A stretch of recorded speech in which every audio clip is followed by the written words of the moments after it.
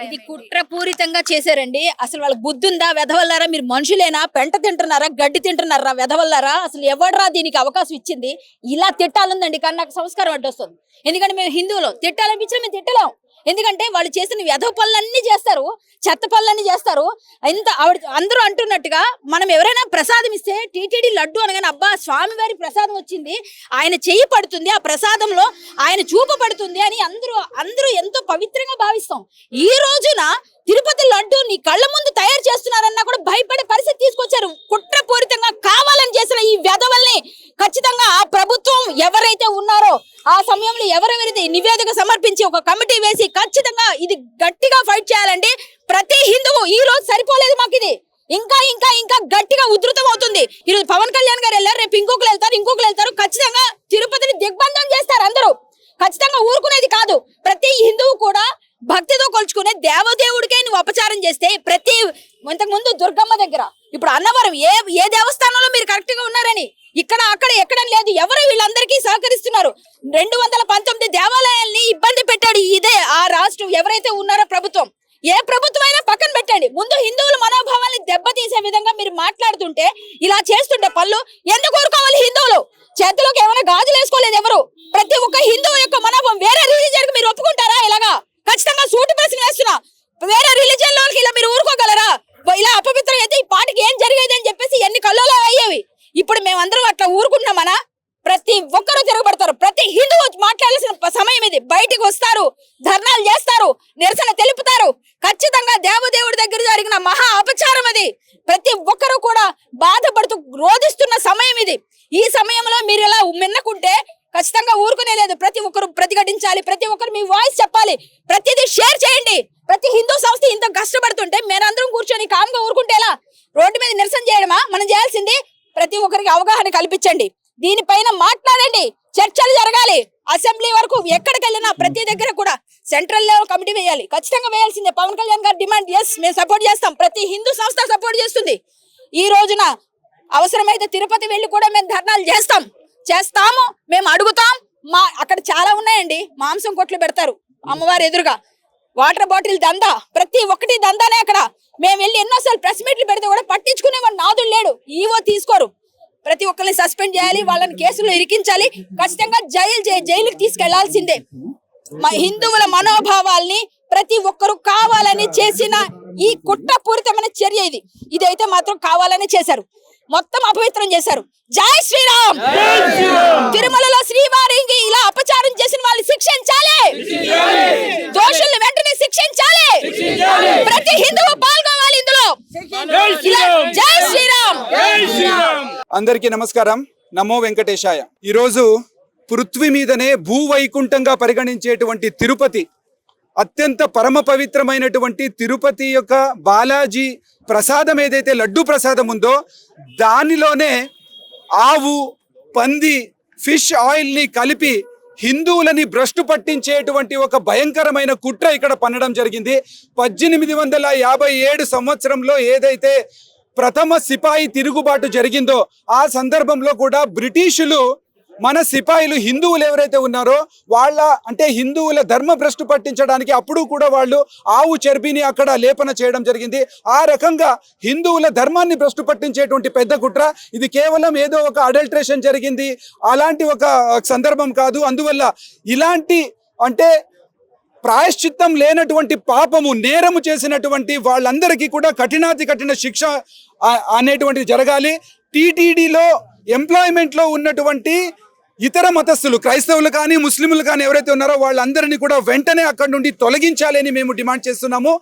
ఇప్పటికీ కూడా మీరు టీటీడీలో ఏదైనా ఆర్టీఐ వేస్తే వాళ్ళు ఏమంటారు, మేము ఆర్టీఐ పరిధిలోకి రాము, మీకు సమాధానం ఇచ్చేటువంటి అవసరం లేదు అని వాళ్ళు ఈరోజు అహంకారపూరితంగా చెప్తున్నారు.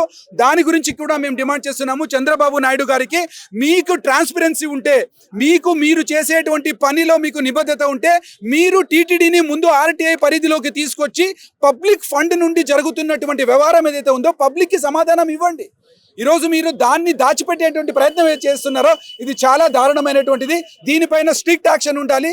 అలాగే పవన్ కళ్యాణ్ గారు ఏదైతే సనాతన ధర్మ బోర్డు ఏదైతే ప్రారంభం చేయాలని చెప్పారో దాన్ని మేము స్వాగతిస్తున్నాము. వారికి మేము అభినందిస్తున్నాము. మేమందరూ హిందూ సంఘాలు దానికి అండగా ఉంటాము. దాన్ని ప్రారంభం చేయాలని కోరుతున్నాం. జై శ్రీరామ్. ఇప్పుడు హిమాయత్ నగర్ లో అన్ని హిందూ సంఘాల ఆధ్వర్యంలో, భాగ్యనగర్ లో ఉన్నటువంటి అన్ని హిందూ సంఘాల ఆధ్వర్యంలో ఈ రోజు ఇక్కడ నిరసన చేస్తున్నాము. ఇది ఇప్పుడు ఈ Himayat Nagar TTD temple premises నుండి బషీర్బాగ్ సర్కిల్ వరకు ఈ ఒక ర్యాలీ ఉంటుంది. ర్యాలీలో కూడా మనం ఈ రకమైనటువంటి డిమాండ్లంతా చెప్తూ కూడా మనము ర్యాలీని బషీర్బాగ్ సర్కిల్ లో మనం ఎండ్ చేస్తున్నాము. ఆంధ్రప్రదేశ్ రాష్ట్రం లోపల తిరుమల తిరుపతి దేవస్థానంలో ఈ రోజు కోట్లాది మంది హిందువులకు మరి ప్రసాదంగా ఇచ్చినటువంటి లడ్డూలు కలిపిన నెయ్యిలో ఈ రోజు జంతువుల కొవ్వుల అవశేషాలు కలిసినటువంటి విషయం చాలా మంది కూడా బాధించింది.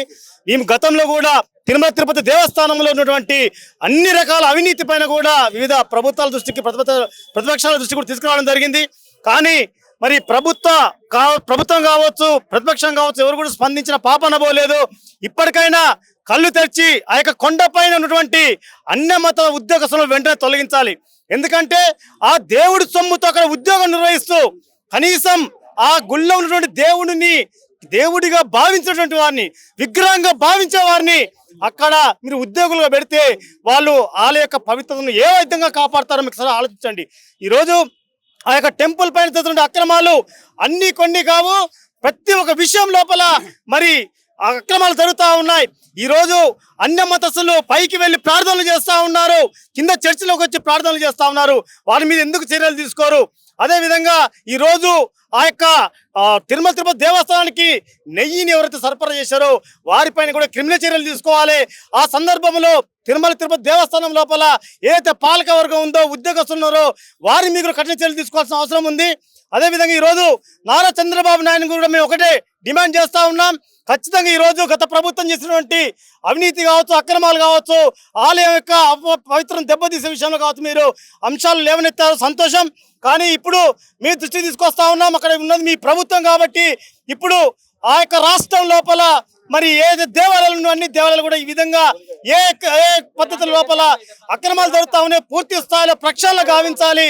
మీరు వెంటనే ఈ యొక్క దేవాలయాలందరూ కూడా పవన్ కళ్యాణ్ గారు చెప్పినట్టు కూడా ఒక జాతీయ సనాతన బోర్డు ఏర్పాటు చేసి వెంటనే ఈ యొక్క పూర్తి అవినీతిని అరికట్టే విధంగా మీరు చర్యలు తీసుకోవాలని చెప్పేసి కోరుతా ఉన్నాం. ఈ రోజు ఈ లడ్డు విషయం ఏదైతే జరిగిందో it is an act of terrorism అండి.